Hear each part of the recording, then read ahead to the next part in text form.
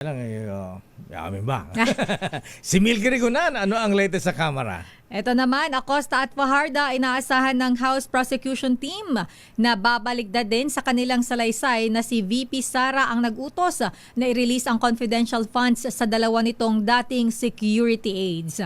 Detalye balita mo, RH12, Milky Rigunan. Manang Milky. Lakayat Sister L ang sabi ng prosecution hindi babaligtad. Ayan, dapat maging consistent sila.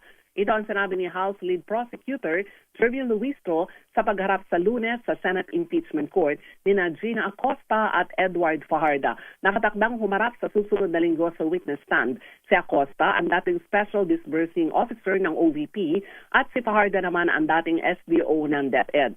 Ang kay Luistro matatandaan sa hearing ng House Committee on Good Government and Public Accountability noong 19 Congress, inamin ng dalawa na hindi nila kilala ang mga recipient na tumanggap ng cash advances mula sa confidential funds ng Vice Presidente. Sa hearing, inamin na Acosta at Fajarda na ibinigay nila ang pera sa mga dating security officers ni VP Sara na sina Colonel Raymond Dante Latrica at isang nagangalang Nolasco. Nang tanungin kung bakit ibinigay nila ang pondo kina Latrica at Nolasco, ang sagot ni Acosta sa hearing, utos ni VP Sara. Narito si House Lead Prosecutor Servil Luistro. We pushed them for one more question during that time. Bakit mo ginawa yun? Alam mong ikaw ang may pananagutan na si SDO.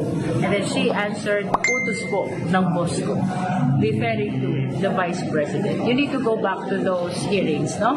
But of course, we do not want to preempt the would-be testimony of SDO Acosta and SDO Lachica, pero curious ako kung anong sasabihin niya this time.